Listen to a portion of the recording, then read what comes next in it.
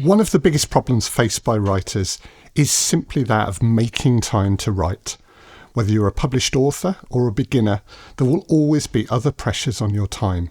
So, in this podcast, we'll share some ideas on how you can make time for your art and keep a project moving forward when you have little time to contribute to it.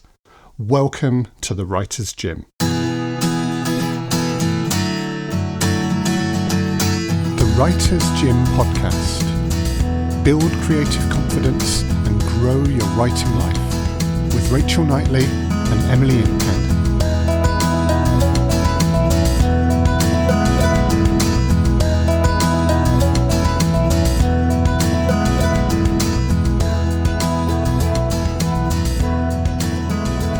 Rachel Knightley, Emily Inkpen, welcome to the Writer's Gym. Thank you, Chris Gregory. Hello.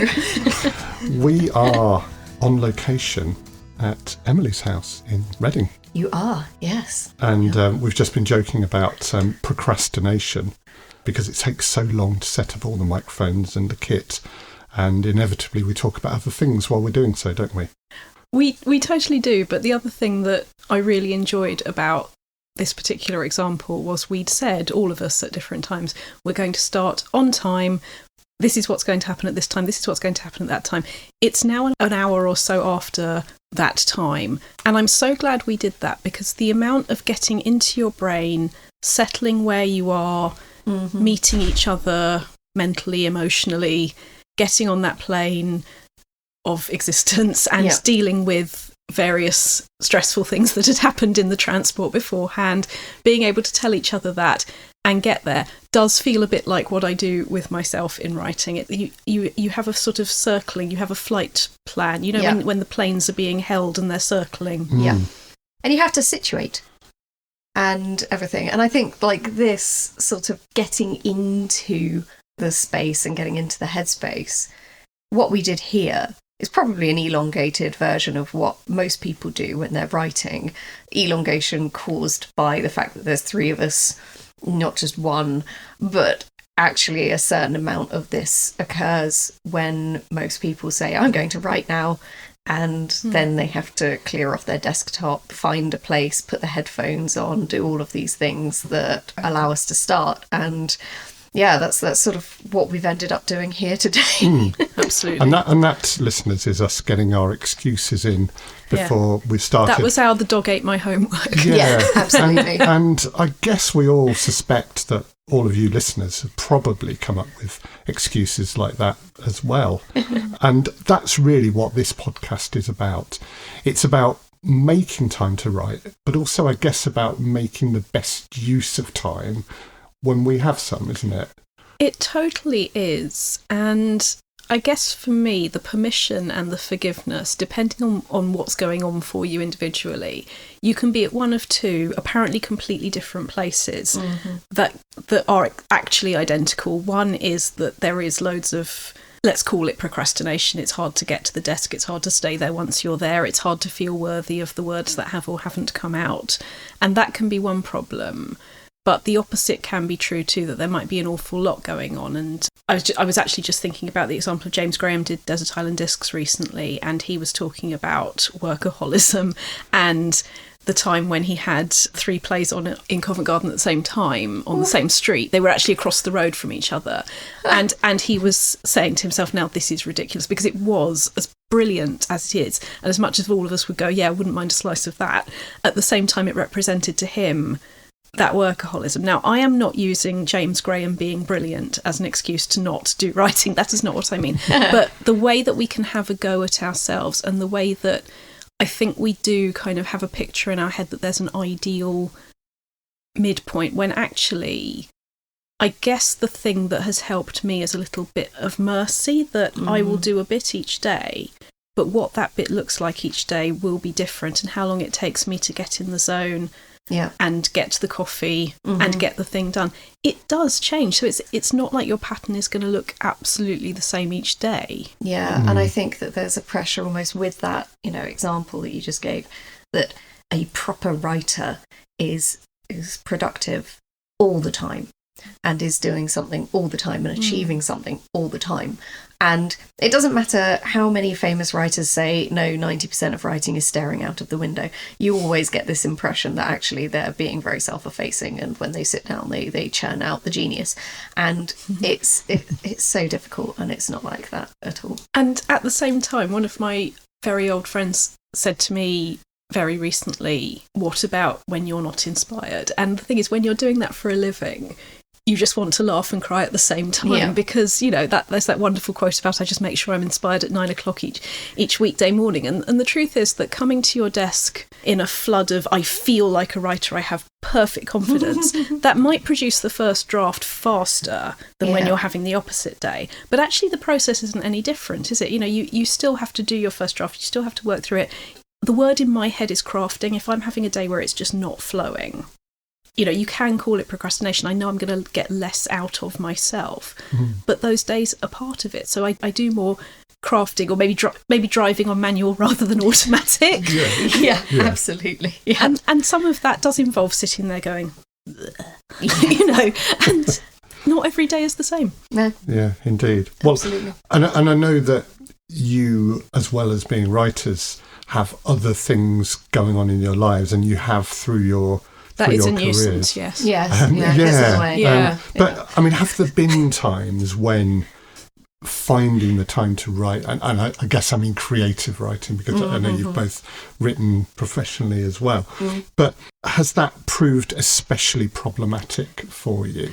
Do you mean writing professionally as in copywriting? As in, not creative writing. Like not create. Well, I mean, it is still creative, but yes, I mean, we can look at the footnotes as much as that. That's a footnoted comment, I think. Yeah. Like no, but it is a footnoted comment, but I think you and I had quite different experiences of this in a way, didn't we? That Emily, when I was a copywriter and I had gone into that thinking house style during the day, creative writing during the evenings and weekends. This is getting on 15, 20 years ago. I did not find that worked for me, whereas I found writing coaching and being part of the what do you want, how do we make what you want happen, that feeds me in a way that house style didn't. I felt more blocked by that, whereas when I'm working with people and it's their separate writing universe, and it's bringing them into that and bringing that out of them, that feels like a jigsaw that makes sense to me, whereas copywriting and editing full-time did not do that for me. I definitely did it because I fell into it, and you know, it's a decent career. You sort of think, I graduated in English literature and the chances of me getting a job actually writing were pretty slim, and I've managed to do that. And, you know, I'm doing it. And actually, like when I was a copywriter, I spent a few years as a medical writer. It's a very different type of writing. It's very much more constrained. What I did find that was quite difficult is, again, coming to the table every day, coming to the desk inspired, because you do still have to be able to get into that headspace. And a lot of jobs will say, oh, we're fine, we know that some days you're going to be able to do more than other days, but at the end of the day, when you've got a client waiting for you, you do have to do the work. You know, like you can't come in when there's a deadline and say, I'm sorry, I'm just not feeling it today, I'm going to probably do less. It's not really an option. Now, it's important to say that finding the time to write is not just an issue for writers with day jobs and other things to balance in their lives. Even full-time professional writers struggle with making the time, as we heard a couple of weeks ago from Nigel Planer referring to his conversation with Ian Rankin. So you two are now doing much more kind of creative writerly things through much more of your lives. What are the things that take time away from you, and how do you overcome them? Can I just go back to Nigel for a minute, because there was something he said that I loved hearing, because it's slightly different for me, but he talks about having this chair by his desk, and that sometimes what the subconscious needs is to go for a nap and come back and it will have done a lot or some of the work for you. With me, it's not napping. That always makes me feel slightly stressed. I'd never think that. But the going away and coming back, and I think, and this comes with not so much experience as the pattern side of experience. Having seen that this can happen a few times, you get less worried about it, less thinking it's procrastination, is walking off, doing something else and coming back. Because sometimes that's not procrastination. Actually, it's stress control. It's clarifying your mind. So in my more anxious moments, my instinct would have been to glue myself to the computer when it wasn't happening and try.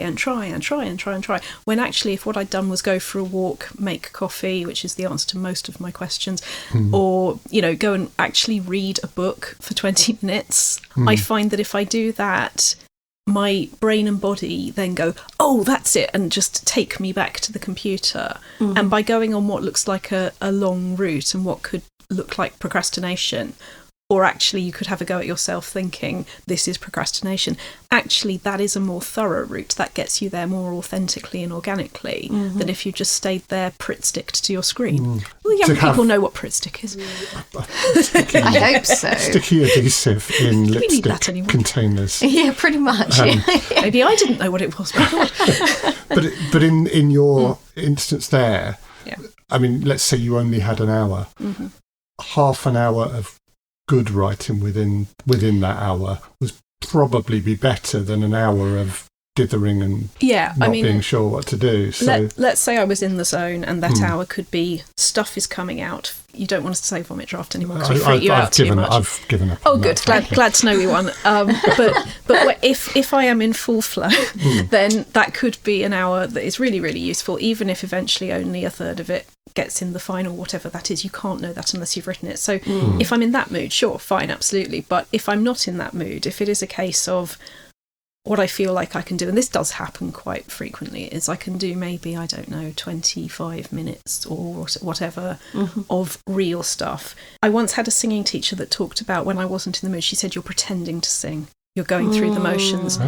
I still remember that if you are mentally not in the zone, that sometimes it's okay to say to yourself, this isn't working. It doesn't mean it's gone away forever, because that's the perfection procrastination trap, where you think because it's happening now, it's happening forever, and therefore you force yourself one way or you have a go at yourself the other way.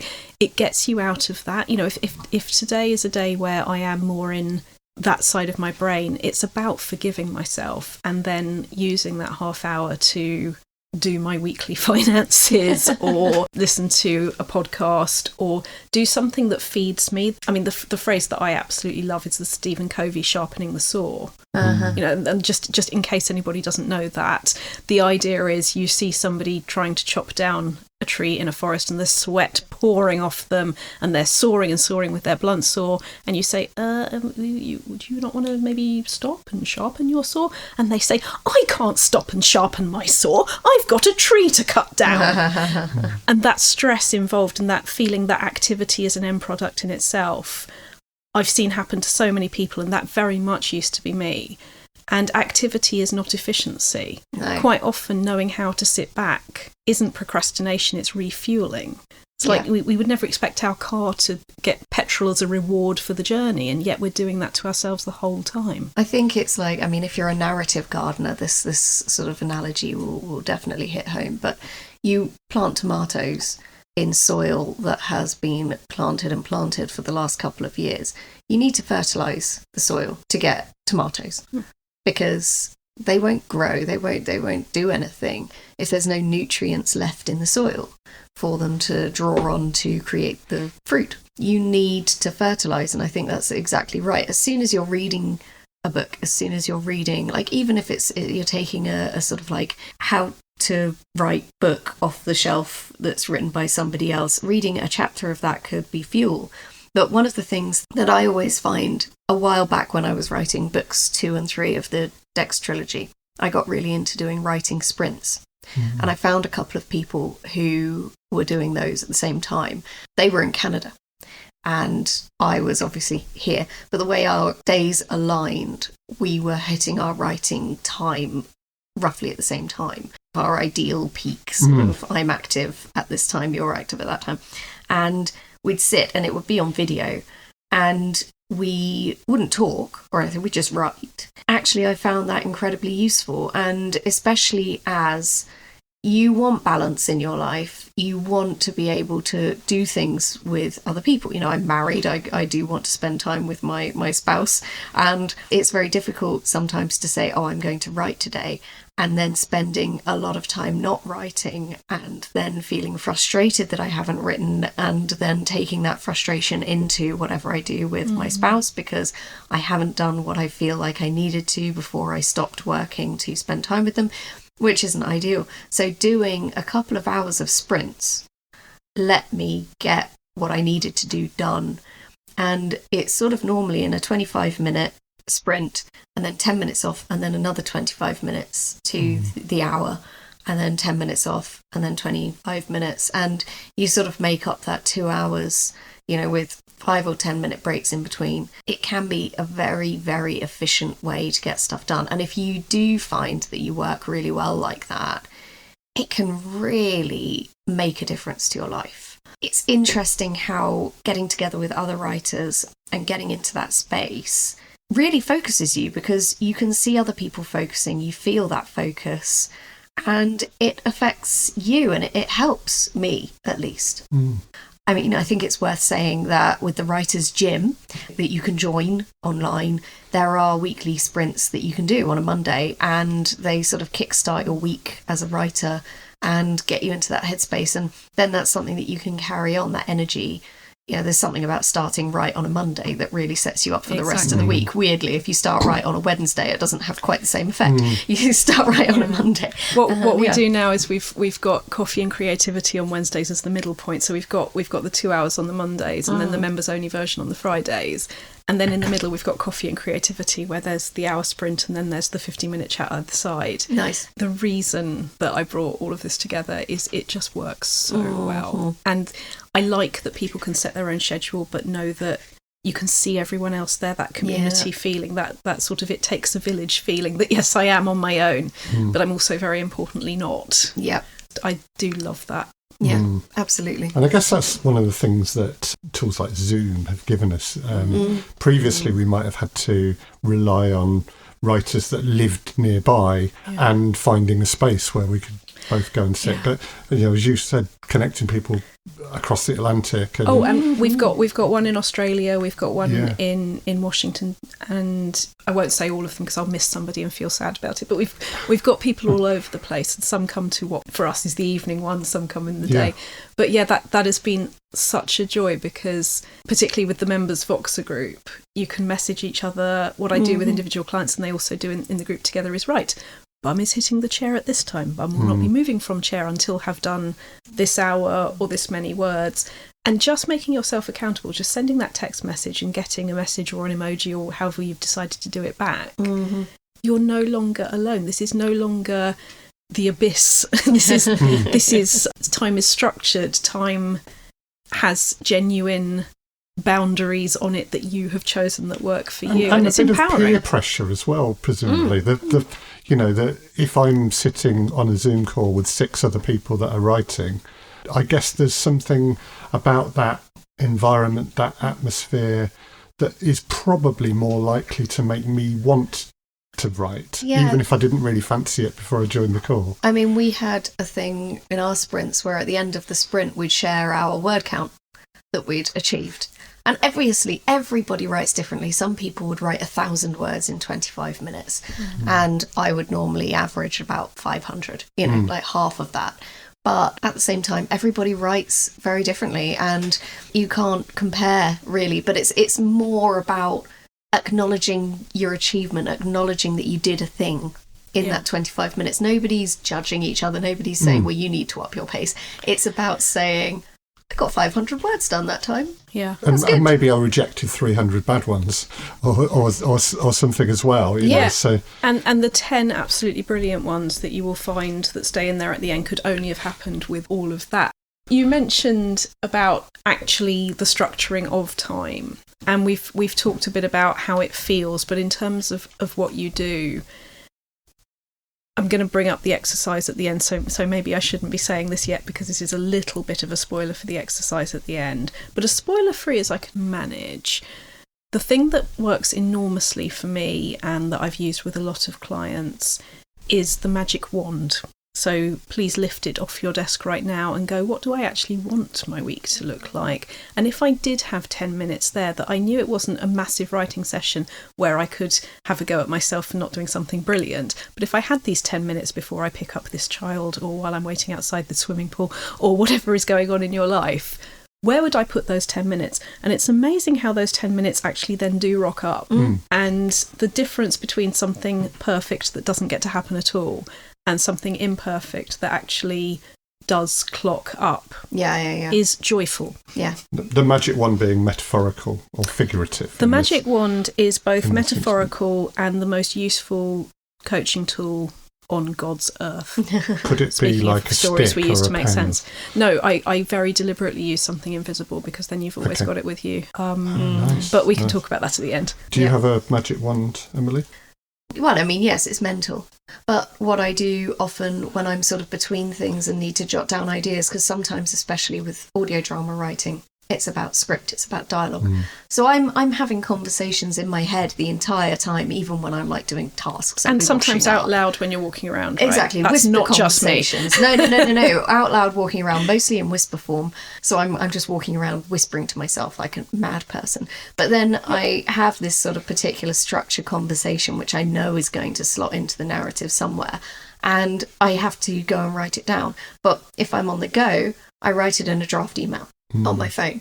And then my draft email folder is just full of little bits of conversation and little bits of script that I can then lift and put into episodes. And they might not stay the same. Once I've written the bits around and the bits at the end, like I might edit them, but it's amazing how much goes in there that is just written in those in-between phases. I love the phone notebook for that same principle, but for me it's the phone notebook and being able to get into a this doesn't count space and then paste it into a Word document later works enormously well for me.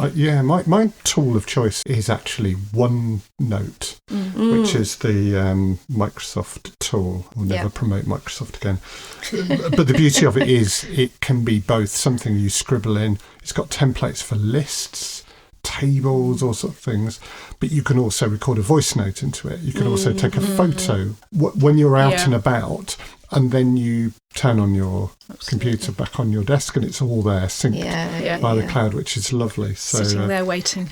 Yeah. And so much about being able to use the limited time we have efficiently is about the research, the gathering, the structuring, the having the notes to work from when we get that hour, isn't it? And I have to say, like, being able to start an hour with a little bit that you've already written that you then put in is so much easier, because you're like, okay, so how do I then slice this in? It becomes like a sort of exercise to kickstart your writing that day. Is, not I'm going to get 500 words down, but I've got 500 words.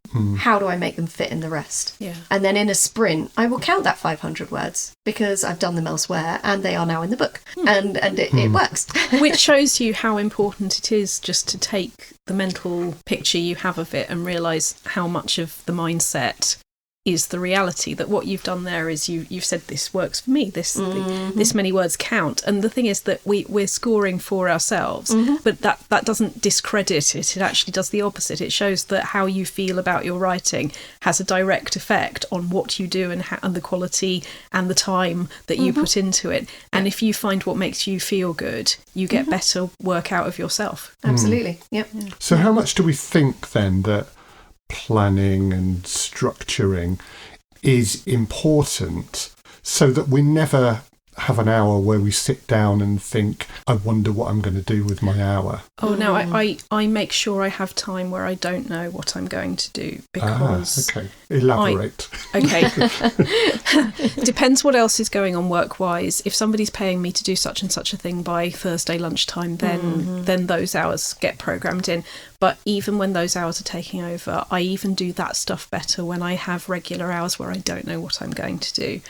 And you write yourself back into it. Once you get over the inspiration addiction, once you get over the idea that you write only when it's already arrived in your head. Now, don't get me wrong, that works for some people out there, but for everyone it actually works for, there's a bunch thinking that's what they're supposed to do to be proper writers. And they tend to not be doing a lot of writing. So there will be times when I've got an idea and I just want to explore it. Or there will be times when I had an idea last week, forgot to write it down, and if I start writing it, it'll gradually find its way back up through all of the mess of everything else that's going on in the universe and onto the page. But yeah, I absolutely make sure that I have what I call candle time, because it means going over to the sofa with the journal or the notebook and babysitting the candle, because when there's a candle there, I know I can't get up and do the washing because you've got to keep an eye on the candle. Now, the candle isn't always literal. Like the magic wand, it works just as well if it isn't there. But I do need it. And you do that, don't you, Emily? You do sort of hours on the sofa thinking about things and it comes out, doesn't it? Yeah, sometimes. Okay, so one of the things that I do is, I mean, I think we did a whole episode on music and listening to music and things, but sometimes putting the headphones on and just listening to music is incredibly inspirational. And you can really sort out scenes just by listening to the music and making them kind of soundtrack. But one of the things that I want to sort of mention here is the vending machine of our brains, like the vending machine of my brain, for instance. The first layer of the vending machine, and I'll have ideas, and those ideas will bother me for a long time until I write them down. And as soon as I write them down, those ideas are done. They're on the page, they're sorted. The next layer of the vending machine comes forward and I can see it. And then I have to wiggle that and get it down, get all of that layer out. And then I can see the next layer. And if I don't get it down, then it's stuck on the front, and I'll be like, oh, okay, I've had an idea for that conversation that's going to happen in that episode. But it's going to be there in my head, bothering me and getting in the way of new ideas that could come forward. And it's like having something stuck in the vending machine, then you're like shaking it. Your brain is shaking it, trying to get it out. Yeah. And it's like, no, just write it down. Vroom, that layer done. Yeah. What's the new bit? Vroom. And it means that in between things, when I'm thinking of ideas and writing draft emails, the new stuff is coming forward. And I'm getting more done in the in-between times. It's such a beautiful image, because I think for some people there'll be something crisps and there'll be something chocolate bar, there'll be different kinds of writing going on. But overall, if you see it like that, that's fine. But if you just see it like there's one project at a time, either way, that is so true, that when you can get them out of yourself and into a notebook, you're not carrying them around in the same way. I realise we're not technically carrying a vending machine around. That may be I think I might be. Maybe we're all carrying a vending machine. We are all carrying a vending machine. See, I have vending machines for me have bad connotations, because I think there's a rule of vending machines that the more you want that bag of cheese and onion crisps, the more it's likely to be the bag of cheese and onion crisp that kind of teeters on the edge and doesn't quite drop down. Yeah. So, although that do does like work, though, as an idea thing, that when you are very, very involved in an idea, I'm not saying this is how physical vending machines work, although it can blooming well feel like it. But if you really want it to come out and you're thinking about how great it'll be when it comes out, that will feel like that thing getting stuck. And maybe we should just order the Mars bar for now. Well, the thing is, some people do. Some people go and order something different. But what I would say do is keep writing that bag of crisps and don't think that something imperfect landing in your notebook is not having that. Get the thing you want You out. can edit the bag of crisps into that's just not even better. No, suddenly we've lost the metaphor. Other snacks are available. And I'm thinking about food now. Yes, yeah. And you can also get bananas and apples out of these machines. So if you are now hungry, it's Chris's fault. It's Chris's fault, and Inkpen, you started this. So I'm going to move on now, because I think we ought to think about some positive things about time and often our lack of it. Are there, do we think, any positives about having a small amount of time? I mean, Emily, you've mentioned your writing sprints, but is there something about just having an hour that makes us use that hour more efficiently than we would 1 hour in a block of 5 that we have, for example? Can I tell you a really efficient way of summoning writer's block? A really efficient way of summoning writer's block is to take a year off work.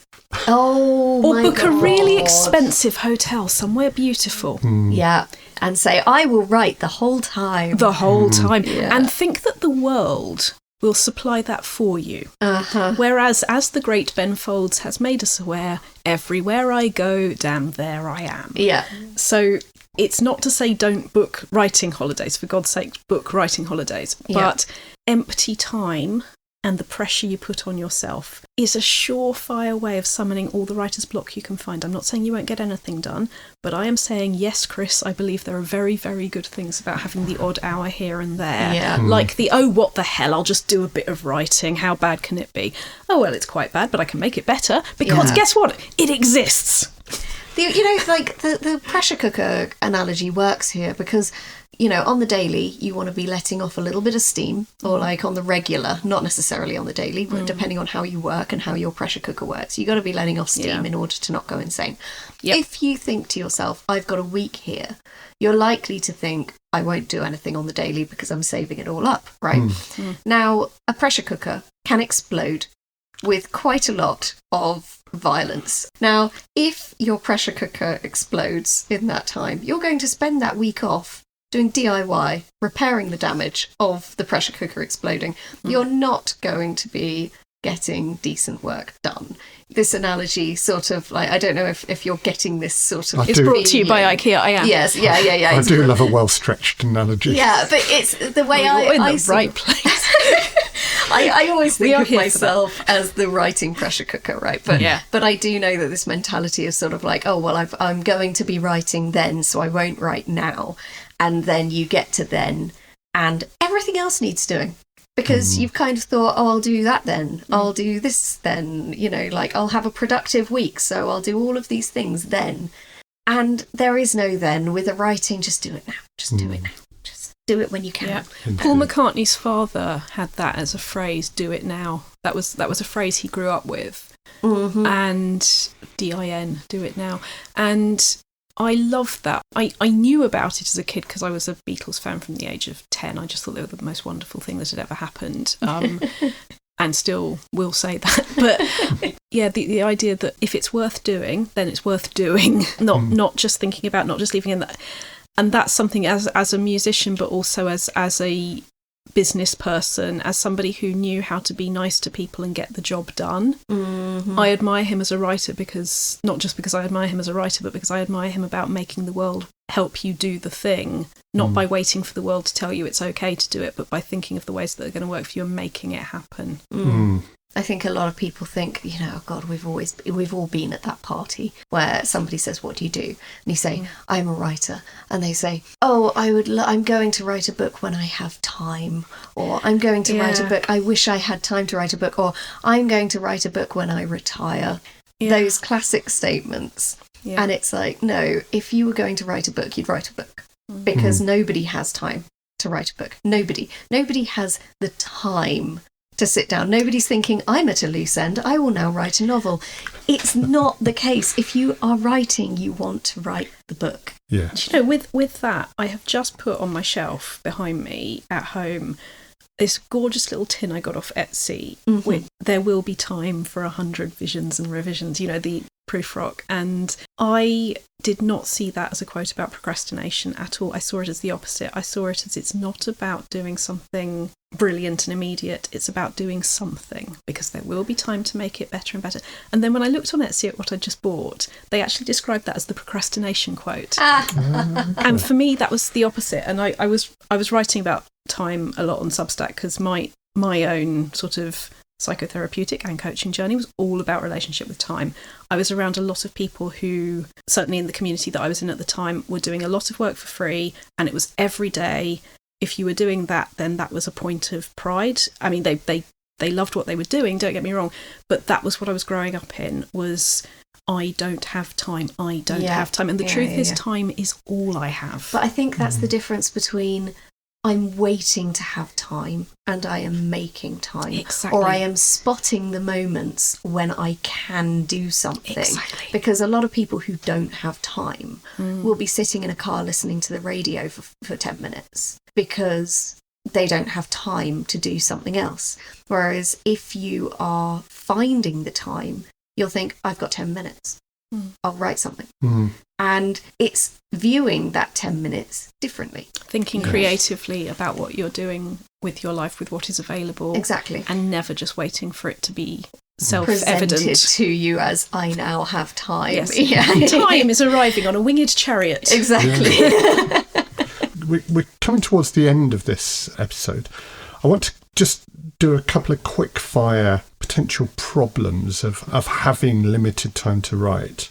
And one of them, I guess, is that, let's assume that your project, let's assume it's a novel. How do you ensure consistency and continuity when you only have little snatched bits of time here and there when you're working on a long project like that? Over the period of the last best part of 10 years, I have been moving my life through very small, authentic steps towards having writing time in the mornings. And my working life and my personal life are better if I'm writing than if I'm not. I mean, I was saying before, you get better Rachel for your money if I'm writing than if I'm not. I'm going to be doing all of the things I do better. So I have learned to know that I'm investing in everybody else when I do that. So the emotional part of that is helped by that.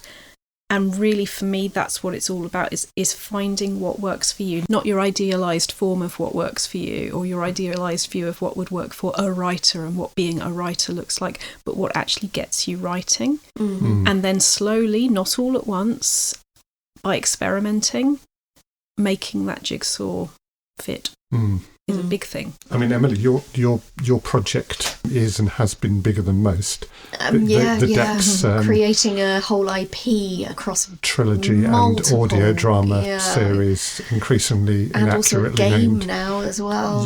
So how? I mean, narrative game. What's the secret then to consistency, so that your character isn't a hermit one minute and going to discos the next? What's the secret? I mean, a hermit can go to discos; they won't necessarily challenge enjoy accepted. Yes, exactly. I think the difference, really bad example. I think that it's about. I mean, my characters exist in my head as human beings, and that helps. They are wherever they are themselves, and knowing them. But that comes from having the conversations in my head constantly when I'm doing the washing up or when I'm going for my walk in the morning, when I'm listening to music and choosing the music that I know I associate with the book that I'm writing with those characters. All of that in-between stuff means that it's so much easier to just settle into them as characters. And all of my stuff is character driven. So as long as I know them and as long as I'm keeping up with them in the in-between stages, I can settle into them wherever I am. And I think that's how I do it. I've never really thought about that before, but that is how I do it, I think. In the shower. I have a lot of conversations in the shower. Yeah. Rachel, you alluded a moment ago to being a morning writer. Emily, I know that late nights are good times for you to write. Yes. What is it about those kind of bookends of the day, as it were, that make good writing times for different sorts of people? I just find that my creative brain falls off. I mean, I'll get into sort of second wind later in the day, but for whatever reason, that is what my brain does. And I'm not avoiding the question in saying this, but I would, for myself, for anybody struggling to find the time, I prioritise the question, what works? Because if you get too deeply into why, I'm not saying it's not interesting because it's fascinating, but it can take you away from making the habits fit your life. So that is the health warning I will stick on this. Or by going, it just kind of is, really. I think you can train yourself to a degree. Like, you can get into a rhythm. It's like some people really like the sort of routine of, I will get up at 6 o'clock in the morning and I will write between 6:30 and 7:30 and then I will get ready for work and blah, blah, blah. I am much more of because my brain sort of kicks in around 2 or 3 in the afternoon, weirdly. Like, I am very much a PM person. And as a result, I can do my best writing between 10 and 1 o'clock in the morning. That's my sort of natural writing time. And it's very frustrating that the world doesn't allow people to do that. I heard a thing that was like back in the day when people were, hunter-gathering, or people who live in tribes. Night owls are just put on night watch. Yeah. And, there's work to be done in the tribe at night time, just as there is during the day.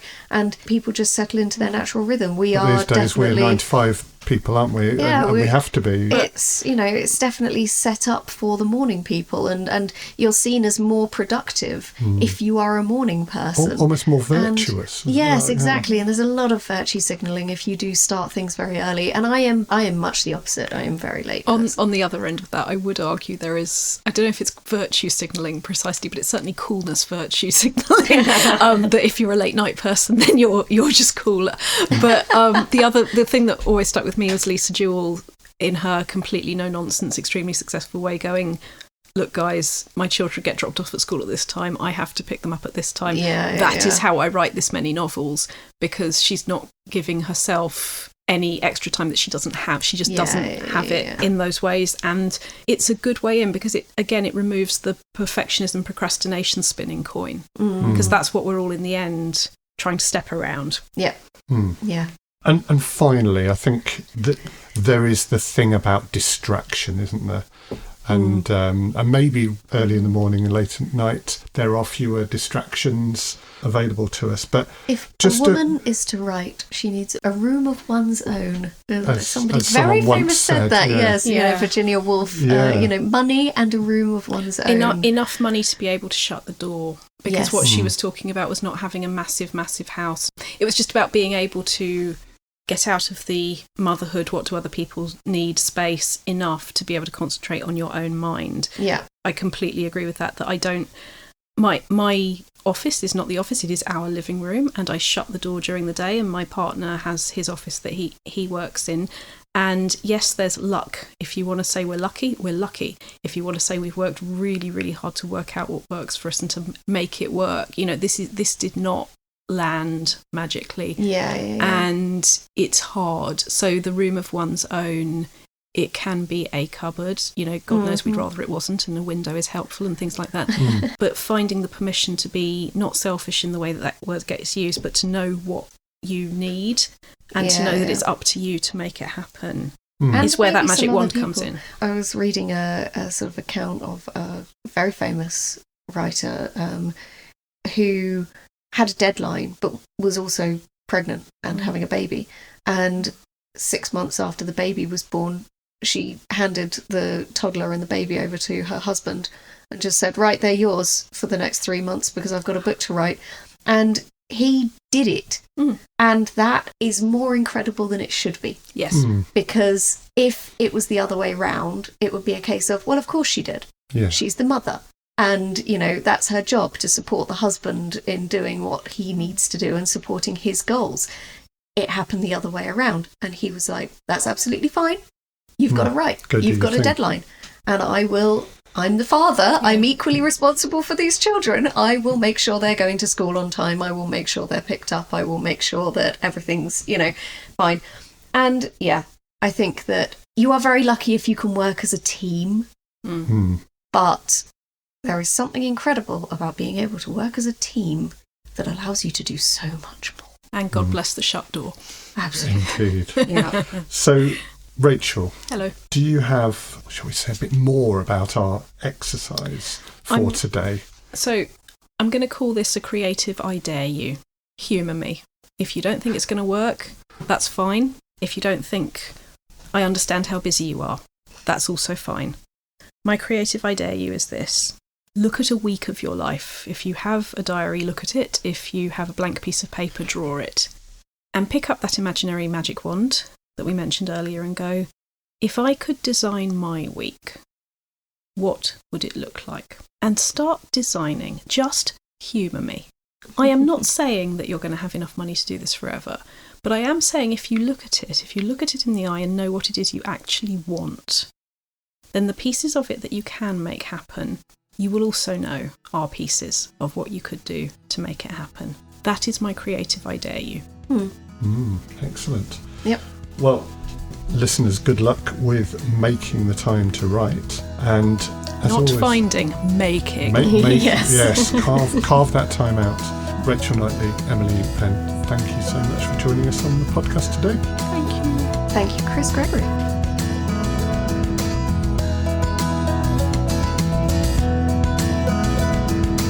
Thank you for listening to the Writer's Gym podcast with Rachel Knightley, Emily Inkpen, and me, Chris Gregory. If you'd like to learn more about Rachel and the Writers' Gym, please go to rachelknightley.com. To find out more about Emily, please go to emilyinkpen.com. And for Chris, go to alternativestories.com. We'll print all these links and more in the show notes for this podcast. The Writers' Gym podcast is an Alternative Stories 2024 production for the Writers' Gym. Production, sound design and editing were by me, Chris Gregory.